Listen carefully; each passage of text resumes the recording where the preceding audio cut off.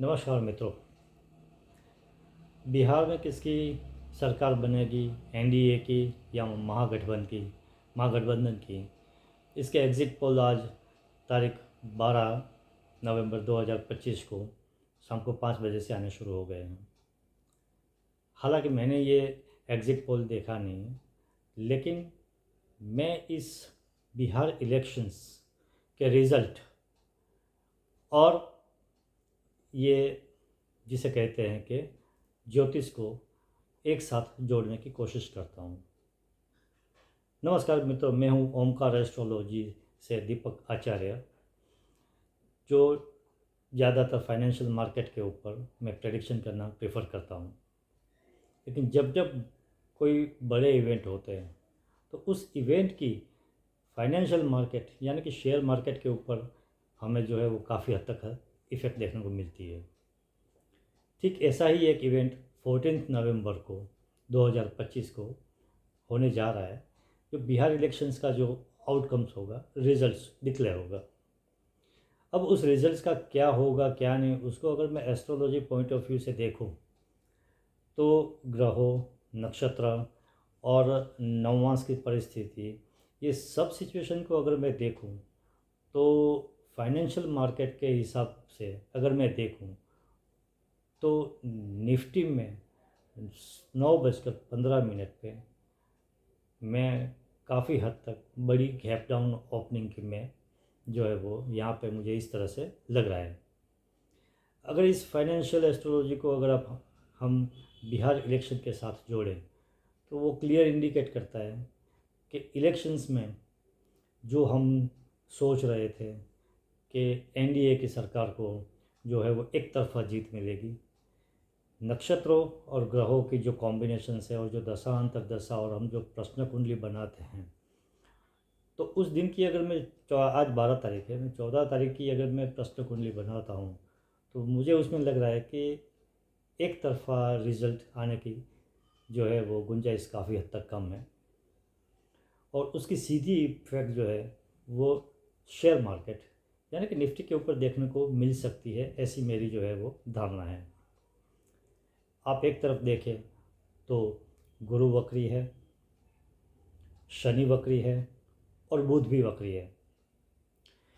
अब जैसे मान लीजिए कि गुरु वक्री है, अगर नवमास में अगर प्रश्न कुंडली बनाते हैं, धनु लगने की कुंडली बनती है, उस कुंडली में सारी दशा अंतर्दशा और निफ्टी के लिए नॉर्मली जो है वो हम एस्ट्रोलॉजर जो होते हैं, जो ज्योतिषी होते हैं, वो चंद्र को जो है वो बेस मान कर चलते हैं। लेकिन उसके साथ साथ शुक्र की महादशा है, उसके अंदर गुरु की प्रत्यंतर आ रही है और गुरु की अंतर आ रही है और शनि की प्रत्यंतर आ रही है। तो सारे पहलुओं को देखते हुए निफ्टी के 14 नवंबर 2025 को सुबह 9:15 गैप डाउन ओपनिंग की संभावनाएं काफ़ी ज़्यादा बढ़ जाती है। तो मैं जो है इसको बिहार इलेक्शन के साथ इसलिए जोड़ रहा हूँ क्योंकि उसी दिन बड़ा इवेंट है। एग्ज़िट पोल क्या कह रहे हैं क्या नहीं कह रहे हैं मैंने अभी तक देखे नहीं है। लेकिन दूसरी इफ़ेक्ट ये भी है, क्लियर मेजॉरिटी न मिलने की वजह यह है कि इस बार बम्पर वोटिंग हुई है। तकरीबन 65% के आजू बाजू जो है वो वोटिंग बिहार में दोनों फेस में हुई है, एक 6 तारीख को और दूसरी 11 तारीख को।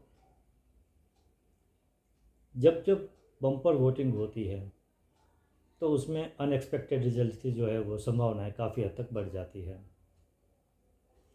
और वैसे भी ये साल मंगल का है और मंगल का साल जो है वो पूरा होने में अभी 1-1.5 महीना और बाकी है। दिसंबर 31 के बाद ये मंगल का साल जो है वो पूरा हो जाएगा।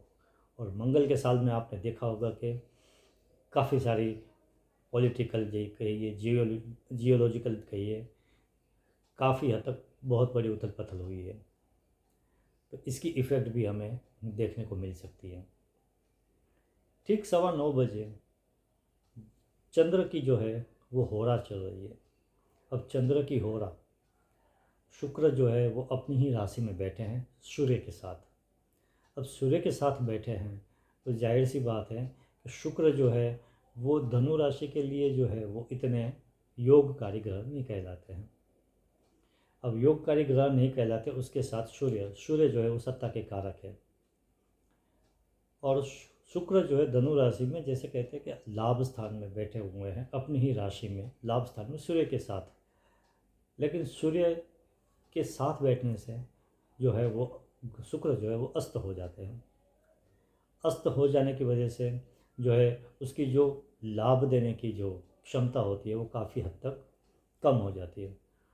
और दूसरी तरफ हम देखते हैं तो सूर्य जो है वो अपने शत्रु की राशि में बैठे हुए हैं और शनि की जो है वो प्रत्यंतर दशा चल रही है।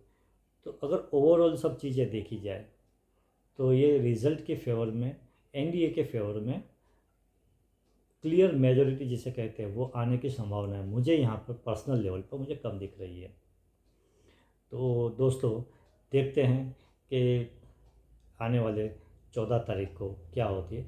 मेरा बायस जो है वो निफ्टी के ऊपर 100% मॉर्निंग में जो है वो नेगेटिव है। फिर अगर मान लीजिए कि मिनिमम मेजोरिटी आ जाती है, लेकिन विनिंग जिसे कहते हैं कि वन साइड कहते हैं वो रिजल्ट नहीं आता है, तो मार्केट कंसोलिडेशन से लेके रिकवरी करने की कोशिश करेगा।